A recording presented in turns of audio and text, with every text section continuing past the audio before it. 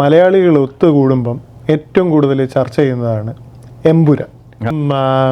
അരുൺ അതിൽ ആര് special appearance വരുമെന്നാണ് അരുണിൻ്റെ ഒരു പ്രവചനം? ഇത് എമ്പുരാൻ എനിക്ക് തോന്നുന്നത് ഒരു മലയാള സിനിമയിൽ തന്നെ ഏറ്റവും വലിയ ബിഗ് ബഡ്ജറ്റ് പടമായിരിക്കും. ഈ പറയുന്ന കണക്കുകൾ നിരത്തുകയാണെങ്കിൽ ഇപ്പം 2024 നോക്കിക്കഴിഞ്ഞാലും നമ്മുടെ സ്റ്റാർട്ടിങ് ഇതുപോലെ തന്നെയായിരുന്നു. മഞ്ഞുമൽ ബോയ്സ്, ആവേശം, ബാക്ക് ടു ബാക്ക് ഹിറ്റ്സ് ആയിരുന്നു. എമ്പുരാൻ ഒരു ചെറിയ സിനിമയാണ്, മൂന്നാമത്തെ പാർട്ടായിരിക്കാം ഒരു വലിയ സിനിമ. പ്രത്യേകമായിട്ട് അഭിനന്ദിക്കേണ്ടുന്നത് പൃഥ്വിരാജ് എന്ന് പറയുന്ന ഡയറക്ടറിനെക്കാട്ടിലും പൃഥ്വിരാജ് എന്ന സിനിമ മാർക്കറ്റ് മനസ്സിലാക്കിയ വ്യക്തിയെക്കുറിച്ചാണ്.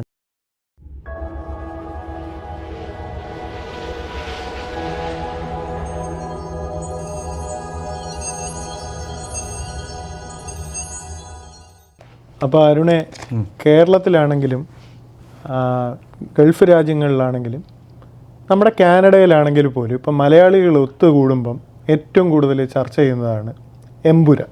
എങ്ങനെ ഫസ്റ്റ് ഡേ ഫസ്റ്റ് ഷോ അല്ലേ? പിന്നെ first show definitely fan boy. അപ്പം അരുൺ അതിൽ ആര് സ്പെഷ്യൽ അപ്പിയറൻസ് വരുമെന്നാണ് അരുണിൻ്റെ ഒരു പ്രവചനം? ഇത് സ്പെഷ്യൽ അപ്പിയറൻസിനെ കുറിച്ച് കുറേ സംസാരങ്ങളുണ്ട്. ഫഹദ് ഫാസിൽ വരുമെന്ന് പറയുന്നു, ബേസിൽ ജോസഫ് വരുമെന്ന് പറയുന്നു, ഈവൻ ഇൻ്റർനാഷണൽ സ്റ്റാർസിൻ്റെ കുറേ പേര് പറയുന്നുണ്ട്. പിന്നെ എൻ്റെ ഒരു കണക്കൂടലനുസരിച്ച് മിക്കവാറും മമ്മൂക്ക തന്നെ വരും എന്നുള്ളതാണ് എൻ്റെ ഒരു കണക്കൂട്ടൽ. എന്ത് വിചാരിക്കുന്നത്, എന്താണ് തോന്നുന്നത്? അല്ല, ഈ പേരുകളെല്ലാം കേൾക്കാൻ കൊള്ളാം. പിന്നെ പടത്തിൻ്റെ ഒരു പ്രൊഡക്ഷൻ, അതായത് പൃഥ്വിരാജിനും മോഹൻലാലിനും ഒഴികെ തന്നെ പടത്തിന് വേണ്ടി ചിലവാക്കിയിരിക്കുന്ന ഒരു ബഡ്ജറ്റ് എമൗണ്ട് എന്ന് പറയുന്നത് 141 കോടിയാണെന്നാണ് പറയുന്നത്. അപ്പം അതെ, അൺഒഫീഷ്യലായിട്ട് അങ്ങനെ കഴിഞ്ഞ ദിവസം ഞാൻ കേട്ടു, ഒരു 141 കോടിയാണ് എന്നുള്ളത്. അതെ, അപ്പോൾ ഈ ഒരു ബഡ്ജറ്റിന് ഒരുപക്ഷെ പൃഥ്വിരാജ് ആയതുകൊണ്ട് ഇവരെ എല്ലാവരെയും ഉൾക്കൊള്ളിക്കാനും സാധ്യത ഇല്ലാതില്ല എന്നുള്ളതാണ് അതിൻ്റെ ഒരു വാസ്തവം. അതെ അതെ അതെ അതെ അതെ ഇപ്പം ഇത് നോക്കിക്കഴിഞ്ഞാൽ എമ്പുരാൻ എനിക്ക് തോന്നുന്നത് ഒരു മലയാള സിനിമയിൽ തന്നെ ഏറ്റവും വലിയ ബിഗ് ബഡ്ജറ്റ് പടമായിരിക്കും. ഈ പറയുന്ന കണക്കുകൾ നിരത്തുകയാണെങ്കിൽ ഇപ്പം ഈ പറഞ്ഞ 141 എന്ന് പറയുന്നത് ഏകദേശം പടത്തിന് വേണ്ടി ചിലവാക്കിയേക്കണം. അതായത് ഔട്ട് ഓഫ് മോഹൻലാലും ഈ പൃഥ്വിരാജ് എന്നുള്ള ഡയറക്ടറിനും ഇത് വെച്ചിട്ട് അവർക്ക് പേ ചെയ്യാതെ ഉള്ള ഒരു കണക്കാണ് ആൻ്റണി പെരുമ്പാവൂർ ആരോ അൺഒഫീഷ്യലായിട്ട് പറഞ്ഞ കണക്കുകളാണ് ഇപ്പോൾ നമ്മുടെ സോഷ്യൽ മീഡിയയിലൊക്കെ പ്രചരിക്കുന്നത്. അപ്പോൾ എനിക്ക് തോന്നുന്നത് അതൊരു ബിഗ് ബഡ്ജറ്റാണ്. ഇത്രയും ഹ്യൂജ് ബഡ്ജറ്റ് ഞാൻ കേട്ടിട്ടില്ല ഇങ്ങനൊരു സിനിമകൾ. അപ്പം അത് ഡെഫിനറ്റ്ലി ഇപ്പോൾ ഒരു സിറ്റുവേഷൻ നോക്കിക്കഴിഞ്ഞാൽ മാർക്കോ കഴിഞ്ഞ് വരുന്നു. മാർക്കോ ഇന്ത്യ ഒട്ടാകെ എല്ലാ ലാംഗ്വേജുകളിലും, അതായത് ഈവൻ ഗുജറാത്തിയിൽ പോലും കഴിഞ്ഞ ദിവസം ഞാൻ അറിഞ്ഞത് ഗുജറാത്തി ലാംഗ്വേജ്, പഞ്ചാബിയിലൊക്കെ മലയാളം സിനിമയെക്കുറിച്ച് ഭയങ്കര ഒരുപാട് സോഷ്യൽ മീഡിയ ഇൻഫ്ലുവൻസേഴ്സും ഈ റിവ്യൂസും ഒക്കെ വളരെ നല്ല രീതിയിൽ പോകുന്നുണ്ട്. അപ്പം മാർക്കോ കഴിഞ്ഞ് അടുത്തൊരു ബിഗ് ബഡ്ജറ്റ് ആ ഒരു സെയിം ലൈനിൽ പോകുന്ന ഒരു വലിയ ബിഗ് ബഡ്ജറ്റ് പടം കഴിഞ്ഞ വർഷം നമ്മുടെ 2024 നോക്കിക്കഴിഞ്ഞാലും നമ്മുടെ സ്റ്റാർട്ടിങ് ഇതുപോലെ തന്നെയായിരുന്നു. മഞ്ഞുമൽ ബോയ്സ്, ആവേശം, ബാക്ക് ടു ബാക്ക് ഹിറ്റ്സ് ആയിരുന്നു. അത് ആ ഒരു രീതിയിലാണ് എനിക്ക് പോകുന്നതെന്ന് തോന്നുന്നത്. എമ്പുരാനെ കുറിച്ച് എന്താണ് പ്രതീക്ഷകൾ? ഏറ്റവും വലിയ പ്രതീക്ഷ എന്ന് പറഞ്ഞു കഴിഞ്ഞാൽ അത് റിലീസ് ചെയ്യുന്ന സ്ക്രീനുകളുടെ എണ്ണമാണ്. എനിക്ക് തോന്നുന്നു ഒരുപക്ഷെ മലയാള സിനിമ കണ്ടിട്ടുള്ളതിൽ വെച്ച് ഏറ്റവും ബിഗ്ഗസ്റ്റ് റിലീസായിരിക്കും. അതായത് ആദ്യത്തെ ഷോയിൽ തന്നെ സിനിമ കാണണം എന്ന ആവേശമുള്ളവരെല്ലാം പോയി സിനിമ കണ്ടേക്കാം എന്നുള്ളതാണ്. അതെ, പിന്നെ പറയേണ്ടതെന്നുള്ള അതിൻ്റെ ഒരു ടെക്നിക്കൽ പെർഫെക്ഷനാണ്. കാരണം പൃഥ്വിരാജ് അത്രമാത്രം കമ്മിറ്റഡ് ആണ്. അതിൻ്റെ ആ ഒരു ടെക്നിക്കൽ പെർഫെക്ഷൻ നമ്മൾ ലൂസിഫറിൽ തന്നെ കണ്ടതാണ്. അതിൻ്റെ ഒരു തുടക്കത്തിലുള്ള ലാലേട്ടൻ്റെ ആ ഒരു ഇൻട്രൊഡക്ഷനും പിന്നെ അതിൻ്റെ മൊത്തത്തിൽ ആ ഒരു സിനിമ നമ്മുടെ കേരളത്തിലെ തന്നെ പല സ്ഥലങ്ങളും പകർത്തിയെടുത്ത രീതിയും പിന്നെ പല ഇൻ്റർവ്യൂകളിലും കാണാം. നമ്മൾ ആദ്യം ലൂസിഫർ എടുക്കുന്ന സമയത്ത് ഇവർക്ക് ഇതിനെക്കുറിച്ചുള്ളൊരു സീക്വലിനെ കുറിച്ച് വലിയ ധാരണയില്ലായിരുന്നു. പക്ഷേ ആ ഒരു പടത്തിൻ്റെ വിജയത്തിന് ശേഷമാണ് എന്തുകൊണ്ടൊരു സീക്വൽ ആയിക്കൂടാ, കാരണം അബ്രാം ഖുറേഷി എന്ന് പറയുന്നൊരു കഥാപാത്രത്തിൻ്റെ ആ ഒരു മുനമ്പിലാണ് സിനിമ കൊണ്ട് നിർത്തിയിരിക്കുന്നത്. ഇപ്പം ഇത്തവണത്തെ ഇതിൻ്റെ ലോഞ്ച് ഇവൻറ്റിൽ പോലും പൃഥ്വിരാജ് പറഞ്ഞിരിക്കുന്നത് അതാണ്. അതായത് ഇതൊരു എമ്പുരാൻ ഒരു ചെറിയ സിനിമയാണ്, മൂന്നാമത്തെ പാർട്ടായിരിക്കാം ഒരു വലിയ സിനിമ. അതിന് തീർച്ചയായിട്ടും എല്ലാവരും തിയേറ്ററിലേക്ക് എത്തും. കാരണം എന്തെന്ന് പറഞ്ഞാൽ അങ്ങനത്തെ ഒരു ക്ലിഫ് ഹാങ്ങറിലാണ് ഈ ഒരു ചിത്രം എന്ത് ചെയ്യാൻ പോകുന്നതെന്ന് പൃഥ്വിരാജ് ഇതിൻ്റെ ലോഞ്ച് ഇവൻറ്റിന് പറയുകയുണ്ടായി. അപ്പം മമ്മൂട്ടി എന്തോ കമന്റ് പറഞ്ഞായിരുന്നു. അതെ അതെ, മമ്മൂട്ടി പറഞ്ഞത് ഭയങ്കര ഒരു ഇതാണ്, ഇത്രയും വലിയ ചെറിയ സിനിമ പൃഥ്വിരാജ് എടുക്കുമോ എന്നുള്ളത് നമ്മൾ വളരെ സന്തോഷത്തോടു കൂടിയാണ് അത് കേട്ടത്. അപ്പം ഒരു മോഹൻലാൽ ഫാൻസിനപ്പുറം ഒരു എനിക്ക് തോന്നുന്നത് ഇപ്പം സൗത്ത് ഇന്ത്യൻ സിനിമാസിൽ നോക്കിക്കഴിഞ്ഞാൽ ഇപ്പോൾ Kannada movies, Telugu movies, Tamil movies എല്ലാം ഒരു ബിഗ് ബഡ്ജറ്റ് മൂവീസാണ്. എല്ലാം ഒരു മാർക്കറ്റ് ചെയ്യുന്നത് ആ രീതിയിലാണ്. അപ്പോൾ നമ്മൾ പൃഥ്വിരാജ് എന്ന് പറയുന്ന ഒരു സംവിധായകനിലേക്ക് വന്നു കഴിഞ്ഞാൽ നമ്മളത്രയും മാത്രം ഒരു റിവ്യൂ ചെയ്യുന്ന ഒരു ഇതല്ല. പക്ഷേ പൃഥ്വിരാജിൻ്റെ ആദ്യത്തെ സിനിമ നമ്മൾ കാണുമ്പോൾ നമുക്കൊരു പ്രതീക്ഷയും ഇല്ല.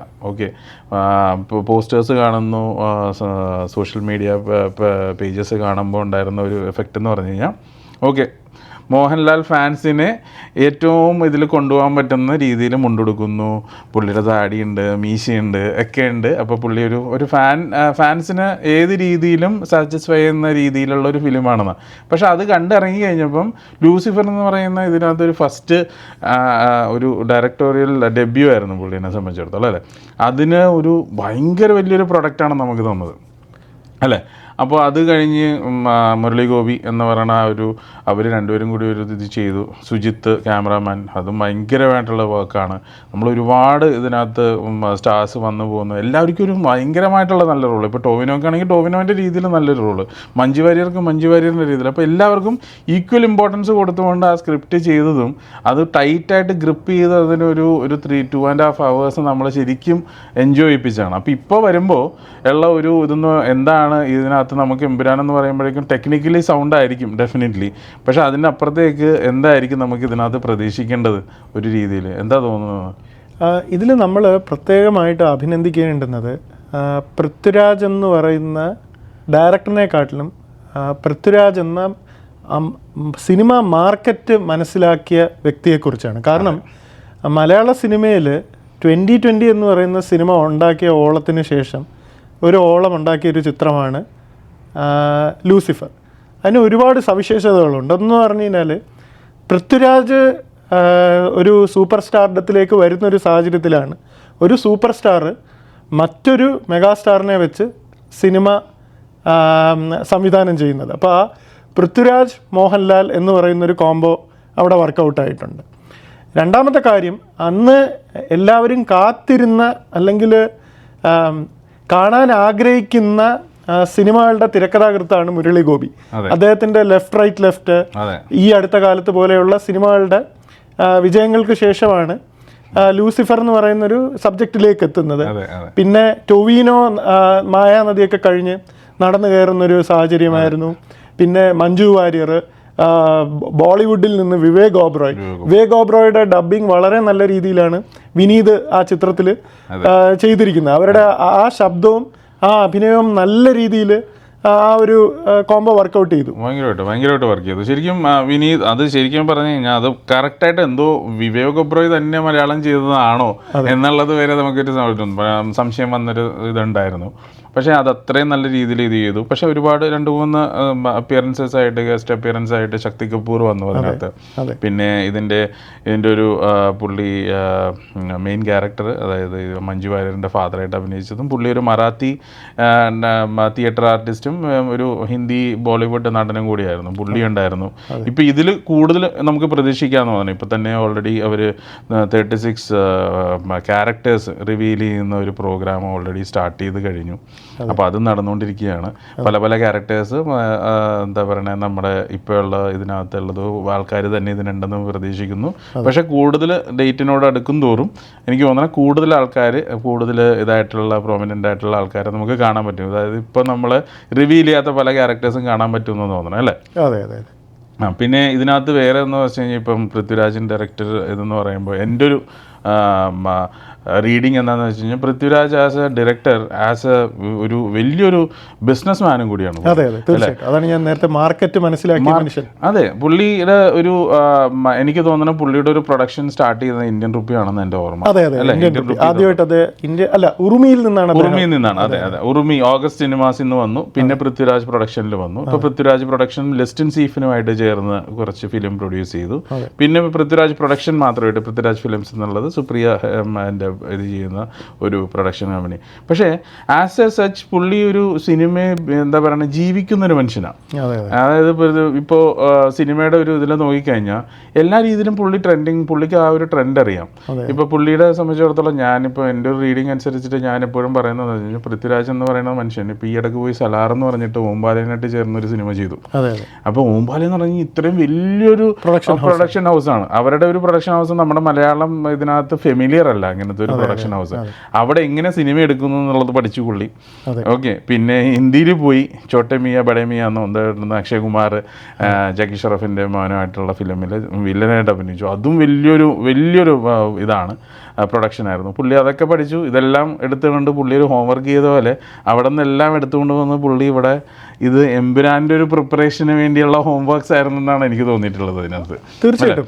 പിന്നെ അദ്ദേഹം ലാലേട്ടനെ ഉപയോഗിച്ച ആ ഒരു രീതി, കാരണം പലർക്കും ഒരു വിമർശനം ഉണ്ടായിരുന്നു ഒടിയന് ശേഷം അദ്ദേഹത്തിൻ്റെ എക്സ്പ്രഷനുകൾക്ക് ചില തടസ്സങ്ങളുണ്ടായിരുന്നു എന്നുള്ളത്. പക്ഷേ ആ കറക്റ്റ് ഒരു സോൾട്ട് ആൻഡ് പെപ്പർ ലുക്കിൽ മോഹൻലാലിനെ ലാലേട്ടനെ അവതരിപ്പിക്കേണ്ടുന്ന രീതിയിൽ അവതരിപ്പിച്ചപ്പോഴത്തേക്കും ജനം സ്വീകരിച്ചു. അതിലൊരു ഡിലീറ്റഡ് സീൻ ഞാൻ എപ്പോഴും കാണാറുണ്ട്. അതായത് അദ്ദേഹം ബുള്ളറ്റിൽ വന്നിട്ട് ആ പോലീസുകാരെ നേരിടുന്ന ഒരു ഡിലീറ്റഡ് സീൻ സോഷ്യൽ മീഡിയയിൽ പ്രചരിക്കുന്നുണ്ട്. അപ്പോൾ ഞാൻ ആലോചിക്കുന്നതെന്ന് പറഞ്ഞു കഴിഞ്ഞാൽ ആ സീൻ അവർ സിനിമയിൽ ഉൾപ്പെടുത്തിയിട്ടുണ്ടെങ്കിൽ അത് തിയേറ്ററിലൊരു ഓളം സൃഷ്ടിക്കുമായിരുന്നു. മില്യൺസ് ഓഫ് വ്യൂസ് ആണ് യൂട്യൂബിൽ ആ ഡിലീറ്റഡ് സീനുള്ളത്. പിന്നെ എന്താ, നമ്മൾ ലാലേട്ടൻ എന്ന് പറഞ്ഞു കഴിഞ്ഞാൽ ആ മുണ്ടെടുത്ത ലാലേട്ടനെയാണ് മലയാളികൾക്ക് കൂടുതൽ താല്പര്യം. എല്ലാ വേഷത്തിലും നമുക്ക് അദ്ദേഹത്തിനെ ഇഷ്ടമാണ്. പക്ഷെ ഇങ്ങനത്തെ ഒരു ബാക്ക്ഗ്രൗണ്ടിൽ ലാലേട്ടനെ കൊണ്ട് പ്ലേസ് ചെയ്യിക്കുക, അതായത് അതിലൊരു രാഷ്ട്രീയം പറയുക, പിന്നെ ഈ പറഞ്ഞ പോലെ അതിൽ നടക്കുന്ന പല സംഭവങ്ങളും ഇന്ന് നമ്മുടെ ചുറ്റിനും നടക്കുന്നുമുണ്ട്. ഒരു ഡ്രഗ്സിൻ്റെയൊക്കെ ഒരു അമിത ഉപയോഗം. അപ്പം കാലത്തിന് മുമ്പേ സഞ്ചരിച്ച ഒരു തിരക്കഥ തന്നെയാണ് ലൂസിഫറിൻ്റെ ഉള്ളത്. പലപ്പോഴും ഇങ്ങനത്തെ സംഭവങ്ങൾ വരുമ്പോൾ ഇൻസ്റ്റാഗ്രാമിലും മറ്റും വരാറുണ്ട്. ലൂസിഫറിലെ ആ ഒരു narcotics is A dirty business എന്ന് പറയുന്ന ആ ഒരു പഞ്ച് ഡയലോഗ് ഉണ്ടല്ലോ ലാലേട്ടൻ്റെ, അത് ഒരുപാട് ചെറുപ്പക്കാരെ നർക്കോട്ടിക്സ് ഉപയോഗിക്കുന്നതിൽ നിന്നും തടുത്തിട്ടുണ്ടെന്ന് ഞാൻ വിശ്വസിക്കുന്നുണ്ട്. അത് വളരെ ഒരു നന്മയുള്ളൊരു ഡയലോഗ് തന്നെയാണ്. അതെ, അത് മുരളി ഗോപി എന്ന് പറയുന്ന ഒരു ബ്രില്യൻറ്റ് റൈറ്റർ. അത് എല്ലാവരും, അതായത് വളരെ സെലക്റ്റീവ് ആയിട്ടുള്ള സിനിമകളെ പുള്ളി ചെയ്തിട്ടുണ്ടെങ്കിൽ ഇവരുടെ ഒരു കോംബോ ഡെഫിനറ്റ്ലി അതൊരു ഭയങ്കര ഒരു സ്പാർക്കാണ് ഉണ്ടാക്കിയത് നമ്മുടെ ഇതിനകത്ത്. അപ്പോൾ നമുക്ക് ഭയങ്കരമായിട്ടുള്ള ഹൈപ്പ് ഒന്നും കൊടുക്കണ്ട. ഇപ്പോൾ ഈ പറയുന്ന പോലെ നമ്മളെല്ലാവരും പ്രതീക്ഷിച്ചിരുന്ന Malaikottai Vaaliban for a fan boy ഒരു സംഭവം എന്ന് വെച്ച് കഴിഞ്ഞാൽ എന്നെ സംബന്ധിച്ചിടത്തോളം ഭയങ്കര സാറ്റിസ്ഫൈങ് മൂവിയായിരുന്നു. LJPയുടെ ഡിറക്ഷൻ, മോഹൻലാൽ എന്ന് പറയുന്ന ലാലേട്ടൻ തകർത്താടിയ ഒരു ഫിലിം, അത്രയും കളർഫുള്ളായിട്ടുള്ളൊരു സിനിമ ഞാൻ ഈ അടുത്ത കാലത്തൊന്നും അങ്ങനെ മലയാളത്തിൽ അത് കണ്ടിട്ടില്ല. അതിന് ഒരുപാട് ഹൈപ്പ് കൊടുത്തതാണോ എന്തോ എന്ന് എനിക്കറിയില്ല. I don't want to comment on that. പക്ഷേ സ്റ്റിൽ അത് എന്നെ സംബന്ധിച്ചിടത്തോളം ഒരു ഭയങ്കര നല്ല മൂവിയായിരുന്നു. അതിന് ഇപ്പോൾ ആൾക്കാർ പറയുന്ന പോലെ ഞാനും ചിലപ്പോൾ ഒരു കൂടുതൽ പറഞ്ഞ് അതിനെ ഇതാക്കുന്നില്ല. അപ്പോൾ നമുക്ക് ലൂസിഫർ ഒരു വലിയൊരു വിജയമാകട്ടെ, ഒരു കംബാക്ക് എന്ന് പറയുന്ന പോലെ ഒരു സിനിമയാവട്ടെ എന്ന് പ്രതീക്ഷിക്കാം. അപ്പോൾ അഖിലിന് എന്താ പറയാനുള്ളത്? അതെ, അതായത് നമ്മൾ കാനഡയിൽ ഇരുന്നുകൊണ്ടാണ് ഇപ്പോൾ ഈ ഒരു സംവാദം നടക്കുന്നത്. ഇപ്പം ഇവിടുത്തെ ഈ തണുപ്പിനിടയിലും, അതായത് ഇപ്പോൾ നിലവിലെ ടെമ്പറേച്ചർ എന്ന് പറയുന്നത് -2 ഡിഗ്രിയാണ്. ഇത് -20 വന്നാലും -40 വന്നു കഴിഞ്ഞാലും ലാലേട്ടൻ ലൂസിഫർ എന്ന് പറഞ്ഞു കഴിഞ്ഞാൽ ഫസ്റ്റ് ഡേ ഫസ്റ്റ് ഷോ എന്ത് തണുപ്പും എന്ത് പ്രതിബന്ധങ്ങൾ സഹിച്ച് നമ്മൾ തിയേറ്ററിൽ ഉണ്ടാവും. പിന്നെ ഈ പറഞ്ഞ പോലെ അദ്ദേഹത്തിൻ്റെ കഴിഞ്ഞ കുറേ ചിത്രങ്ങൾക്ക് ഹൈപ്പ് ഒരു വില്ലനായിട്ട് നിന്നിട്ടുണ്ടോ എന്ന് ചോദിച്ചു കഴിഞ്ഞാൽ നിന്നിട്ടുണ്ട്. കാര്യം ഒടിയനും അദ്ദേഹം ഒരു ചെറുപ്പക്കാരനായി വരുമെന്ന് ഒരുപാട് പേര് പ്രതീക്ഷിച്ചു. പക്ഷേ അത് സിനിമ ഒരുപാട് ഒടിയൻ ഇഷ്ടപ്പെട്ട നിരവധി പേരുമുണ്ട്. പക്ഷേ ആ സിനിമയ്ക്ക് അത്രയേറെ വിമർശനങ്ങളും കിട്ടുന്നുണ്ട്. പിന്നെ എനിക്ക് തോന്നുന്നു ലൂസിഫറിന് ശേഷം തിയേറ്ററിൽ അദ്ദേഹത്തിൻ്റെ വിജയിച്ചൊരു ചിത്രം എന്ന് പറയുന്നത് നേരാണ്. പക്ഷേ എങ്കിൽ പോലും മറ്റുള്ള താരങ്ങളെ വെച്ച് അപേക്ഷിച്ച് നോക്കുമ്പോൾ നേരിൻ്റെ കളക്ഷൻ ഉയർന്ന, അതായത് ഈ പരാജയ ചിത്രങ്ങൾ ഉള്ളപ്പോഴും അദ്ദേഹത്തിൻ്റെ ഒരു വലിയ സാമ്പത്തിക വിജയമായിട്ട് നേരെ അവിടെ നിൽക്കുന്നുണ്ട്. പിന്നെ ബ്രോഡാഡി ഓഫ് കോഴ്സ് OTT-യിലായിരുന്നു റിലീസായിരുന്നത്. അപ്പം ഈ മലക്കോട്ട വാലിബൻ വ്യക്തിപരമായിട്ട് ചോദിച്ചു കഴിഞ്ഞാൽ എനിക്കും ആ ചിത്രം അദ്ദേഹത്തിൻ്റെ പ്രകടനവും അദ്ദേഹം ഒരുപാട് ആസ്വദിച്ച് അഭിനയിച്ച ഒരു ചിത്രമാണെന്ന് തോന്നിയിട്ടുണ്ട്. ചിലപ്പോൾ ആടിനൊക്കെ സംഭവിച്ചതുപോലെ മലക്കോട്ട വാലിബനും സംഭവിക്കാം. ആട് 1-നെക്കാട്ടിലും ആട് 2 ആയിരുന്നു ആട് 1-നെയും ഹിറ്റാക്കിയത്. അപ്പോൾ അതുപോലെ മലക്കോട്ട വാലിബൻ 2 നമുക്ക് ഒരുപക്ഷെ ഈ ഒരു ചിത്രം വിജയിച്ചു കഴിഞ്ഞാൽ അതിൻ്റെ ഒരു പ്രചോദനത്തിൽ മലക്കോട്ട വാലിബൻ 2 ഈ പറയുന്നത് പോലെ വന്നേക്കാം. അപ്പം അതുകൊണ്ട് എന്താ നമുക്ക് കാത്തിരുന്ന് കാണാം. എന്തായാലും ലാലേട്ടൻ ഇത് കാണുന്നുണ്ടെങ്കിൽ അദ്ദേഹത്തിന് ഒരു എല്ലാവിധ ഓൾ ദ ബെസ്റ്റും, കൂടെ പൃഥ്വിരാജ് സുകുമാരനും. കാരണം ഇത്രയും വലിയൊരു ക്യാൻവാസിൽ മലയാളികൾക്ക് ഇങ്ങനെ ഒരു ചിത്രം സമ്മാനിക്കാൻ പോകുന്നത്. അതെ അതെ, ഭയങ്കരമായിട്ട് ഇത് ഒരു 2025 എന്ന് പറയുന്നത് മലയാള സിനിമയ്ക്ക് തന്നെ വലിയൊരു ഒരു ഹിസ്റ്റോറിക്കൽ ഇയർ ആണ് ഈ ഒരു സിനിമ എന്ന് പറയുന്നത്. കാരണം 180 കോടി എന്ന് പറയുന്നത് ഒരു നിസാര മലയാളം എന്ന് പറഞ്ഞാൽ ചെറിയൊരു ഫിലിം ഇൻഡസ്ട്രിയാണ്. അപ്പൊ അതിൽ ഇങ്ങനെ ഒരു ഫിലിം എടുക്കുക, അത് ഇത്രയും വലിയൊരു മാസ് ഇതായിട്ട് ചെയ്യാന്ന് പറയുന്നത് ഭയങ്കര റിസ്ക് തന്നെയാണ്. അതെടുത്ത് ഇങ്ങനെ ആശീർവാദ് സിനിമാസിനാണെങ്കിലും ആന്റണി പെരുമ്പാവൂരിനും അതിന്റെ പുറകിലുള്ള ഈച്ച് ആൻഡ് എവരി ക്രൂ, ഇവിടെ നിന്ന് വരെ നമ്മുടെ ക്രൂ ഉണ്ട് കേട്ടോ. നമ്മുടെ കാനഡയിലുള്ള നമ്മുടെ ഒരു സുഹൃത്ത് അതിന്റെ ഒരു ഭാഗമാണ് അവര്. അപ്പം അവരൊക്കെ എല്ലാവരും ഇവിടെയൊക്കെ ആയിട്ട് പല ന്യൂയോർക്കിലൊക്കെ ആയിട്ട് എനിക്ക് തോന്നുന്ന കുറെ ഒരുപാട് ഷൂട്ട് ചെയ്യണം. ഏറ്റവും കൂടുതൽ എനിക്ക് തോന്നുന്ന ഷെഡ്യൂൾസ് ഉണ്ടാക്കുന്നതാണ്. അപ്പൊ അതൊക്കെ കൊണ്ട് ഒരു ഭയങ്കര ഒരു വിഷ്വൽ ട്രീറ്റ് ആവട്ടെ, എല്ലാവരും ഇതിന് എൻജോയ് ചെയ്യട്ടെ. ഇപ്പൊ നമ്മുടെ മലയാള സിനിമയ്ക്ക് അതൊരു വലിയൊരു മൈൽ സ്റ്റോൺ ആവട്ടെ എന്ന് പ്രതീക്ഷിക്കാം, അല്ലേ? ഓക്കെ, ശരി, താങ്ക് യു.